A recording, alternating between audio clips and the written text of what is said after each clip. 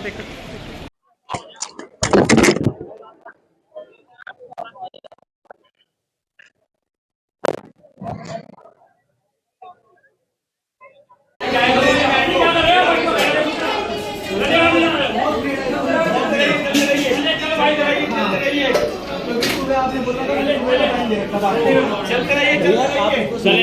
चले पंजन में सेवा में रहता है ना, मैंने इनसे सफर करके देखी हुई है। हाँ पता है। जब 24 साल जब पीक टाइम था। चलो चलते रहिए चले आप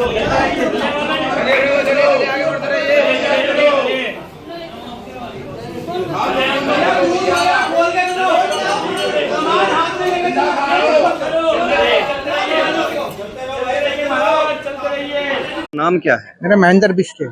आज यहाँ पर पहुँचे हैं किस पितरों की मतलब जो है पूजा अर्चना करने के लिए अमावस के दिन जो है मतलब मान्यता होती है, तो इसलिए यहाँ पर हरिद्वार में ही आते हैं। तो यहाँ प्राचीन मान्यता है।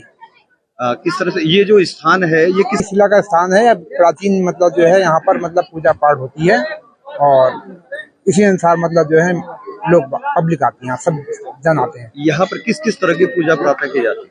यहाँ पर तो पितरों की मेरे को इतना ही मालूम है कि पितरों का ही करा जाता है यहाँ पर। विपिन जोशी मेरा नाम है, मैं काशीपुर से आया हुआ हूँ। तो आज का जो यह दिन है यह पितृ अमावस्या का दिन है। तो इस दिन जो 16 जो त्योहार पितरों के नाम से आते हैं उसका आज यह जो आज के दिन पितरों की विदाई होती है उस पर यहाँ भगवान नारायण शिला के इस प्रांगण पर आकर अनेक भक्तगण अपने पितरों के लिए पिंडदान करते हैं और मोक्ष की कामना के लिए यहाँ पर भगवान नारायण जी का जो सर से नीचे और नाभि तक का जो भाग है वहीं पर पिंडदान कर के और प्रेत शिला पर उस तर्पण किए हुए जल को अर्पण करते हैं।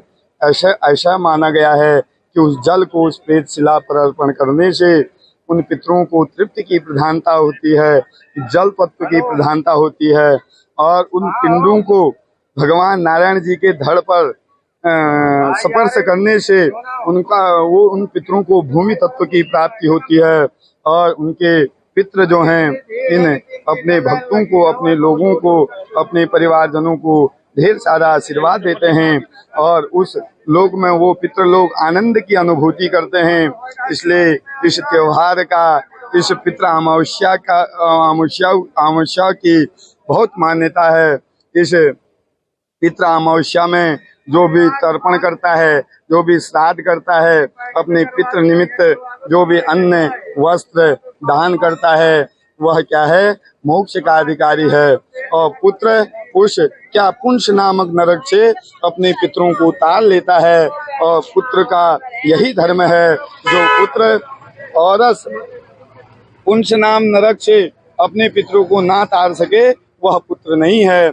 इसलिए कई भक्तगण अनेक राज्यों से, अनेक देशों से, विदेशों से यहाँ पर आकर करके अपने पितरों का पिंडदान करते हैं और भगवान नारायण जी के दर्शन से उनको भी आनंद की अनुभूति होती है और उनके पितरों को भी क्या जल तत्व, पृथ्वी तत्व का उनको प्राप्त होता है।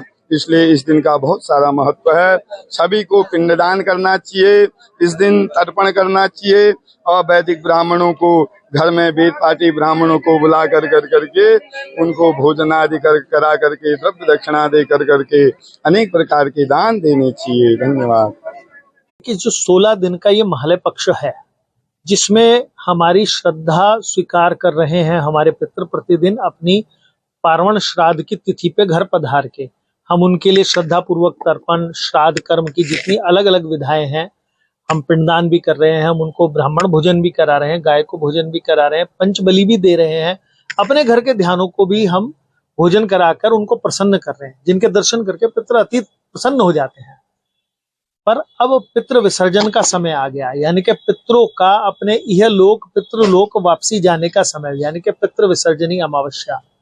इस दिन सबसे पहले एक बात ध्यान रखें, कोई भी आपके ज्ञात अज्ञात पितृ हो जिनकी तिथि का हमें ज्ञान ना हो या जिनके नाम का हमें ज्ञान ना हो पर हमारे कुल हमारे वंश के हैं, उन पितरों को आज के दिन ही भोजन करके उनको विदा कराते हैं। तो उसका तरीका सबसे सुंदर यह है कि 16 प्रकार की मिठाई, 16 मिठाई उनके नाम से निकालते हैं और 16 ही दीपक जो कि आटे के शुद्ध घी के बनाएंगे और 16 उनके लिए दक्षिणा, 1-1 रुपए का सिक्का तक रख सकते हैं आप, रख के और ज्ञात अज्ञात पितरों के नाम से उनको जल छोड़कर उसके ऊपर उनसे प्रार्थना करें कि पितरों अगर हमारे से इस 16 दिन के महले पक्ष में कोई त्रुटि हुई हो या हमारे से श्राद्ध में कोई कमी रह गई हो तो आप इसको प्राप्त करके हमें क्षमा करें और उस श्राद्ध की पूर्णता को प्राप्त करके हमारे परिवार को, कुल को, हमारे वंश को आशीर्वाद दें। चतुर्दिक हमारे परिवार के अंदर आनंद बढ़े आपके आशीर्वाद से।